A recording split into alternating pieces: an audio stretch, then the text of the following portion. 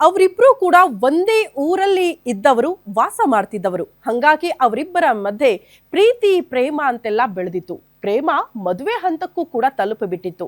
But ಯಾವಾಗ ಯುವಕ ನಿನ್ನನ್ನು ನಾನು ಮದುವೆ ಆಗಲ್ಲ ಅಂತ ನಿರ್ಧಾರ ಮಾಡೋದು, ಯುವತಿ ಆ ಕ್ಷಣಕ್ಕೆ ಆತ್ಮಹತ್ಯೆಗೆ ಶರಣಾಗಿದ್ದಾಳೆ.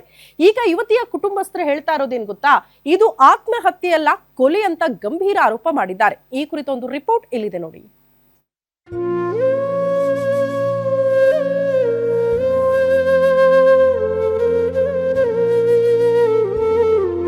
ಈ ಫೋಟೋದಲ್ಲಿ ಕಾಣ್ತಿರೋಳ ಹೆಸರು ಜ್ಯೋತಿ. ರಾಯಚೂರು ಜಿಲ್ಲೆ ಲಿಂಗಸಗೂರು ತಾಲೂಕಿನ ಹಟ್ಟಿಪಟ್ಟಣದ ನಿವಾಸಿ. ಏಕೆ ರಿಮ್ಸ್ ಆಸ್ಪತ್ರೆಯಲ್ಲಿ ನರ್ಸಿಂಗ್ ಆಫೀಸರ್ ಆಗಿ ಕಳೆದ 2.5 ವರ್ಷದಿಂದ ಪ್ರೋತ್ಸಾಹಧನದ ಆಧಾರದಲ್ಲಿ ಕೆಲಸ ಮಾಡ್ತಿದ್ರು.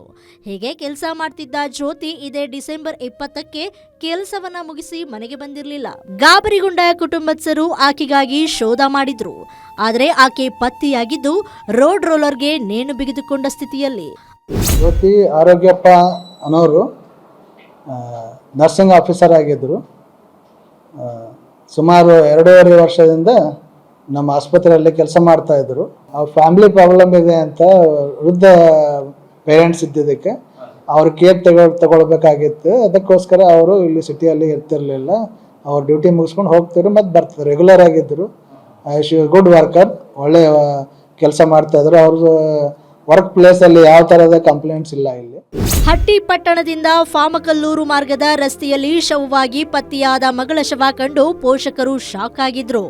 ಮಗಳ ಸಾವಿಗೆ ಕಾರಣ ಹುಡುಕಿದವರಿಗೆ ಸಂಶಯ ಬಂದಿದ್ದು, ಜ್ಞಾನಮೂರ್ತಿ ಎಂಬಾತನ ಮೇಲೆ ಜ್ಯೋತಿಗೆ ಇನ್ಸ್ಟಾಗ್ರಾಂನಲ್ಲಿ ಪರಿಚಯವಾಗಿದ್ದ ಈತ ಪ್ರೇಮಾಂಕುರದಲ್ಲಿ ಬಿದ್ದು ಮದುವೆ ಪ್ರಸ್ತಾಪದವರೆಗೆ ಹೋಗಿದ್ರು. ಆದ್ರೆ 4-5 ದಿನಗಳ ಹಿಂದಿನಿಂದ ಜ್ಞಾನಮೂರ್ತಿಯು ಜ್ಯೋತಿಯನ್ನ ಅವಾಯ್ಡ್ ಮಾಡಿದ್ದಲ್ಲದೆ ಸಂಬಂಧಿಕರ ಹುಡುಗಿಯನ್ನೇ ಮದುವೆ ಆಗ್ತೀನಿ ಅಂತ ಹೇಳಿದ. ಆತನ ಬಗ್ಗೆ ನೂರಾರು ಕನಸು ಕಂಡಿದ್ದ ಜ್ಯೋತಿಗೆ ಸಿಡಿಲು ಬಡಿದಂತಾಗಿದ್ದು, ನೋವಲ್ಲೇ ಸಾವಿನ ಮನೆ ಕದ ತಟ್ಟಿದ್ದಾಳೆಂದು ಪೋಷಕರು ಆರೋಪಿಸಿದ್ದಾರೆ. ಇದು ಆತ್ಮಹತ್ಯೆಯಲ್ಲ, ಕೊಲೆ. ಆರೋಪಿಯನ್ನ ಬಂಧಿಸಿ ಎಂದು ಠಾಣೆ ಎದುರು ಶವವಿಟ್ಟು ಪ್ರತಿಭಟನೆ ನಡೆಸಿದ್ರು. ಇನ್ನು ವಿಚಾರಕ್ಕೆ ಸಂಬಂಧಿಸಿದಂತೆ ಹಟ್ಟಿ ಠಾಣೆಯಲ್ಲಿ ಕೇಸನ್ನ ದಾಖಲಿಸಿಕೊಂಡು ತನಿಖೆ ಮುಂದುವರೆಸಿದ್ದಾರೆ. ಜ್ಞಾನಮೂರ್ತಿ ಅಂತೇಳಿ ಇಬ್ಬರು ಒಟ್ಟಿಗೆ ಇದ್ದವರು ಒಂದು 3 ವರ್ಷಗಳಿಂದ. ಈ ಸಂಬಂಧ ಜ್ಞಾನಮೂರ್ತಿ ಮತ್ತು ಅವರ ಕುಟುಂಬದ ಸದಸ್ಯರ ವಿರುದ್ಧ ಹಟ್ಟಿ ಪೊಲೀಸ್ ಠಾಣೆಯಲ್ಲಿ ಪ್ರಕರಣ ದಾಖಲಾಗಿದೆ. ತನಿಖೆ ಆಗ್ತಾ ಇದೆ. ಇನ್ನು ಈ ಪ್ರಕರಣ ಕೊಲೆಯೋ ಆತ್ಮಹತ್ಯೆಯೋ ಅನ್ನೋದು ತನಿಖೆಯಿಂದ ಬಯಲಾಗಲಿದೆ. Anil Kumar, guarantee news, Raichur.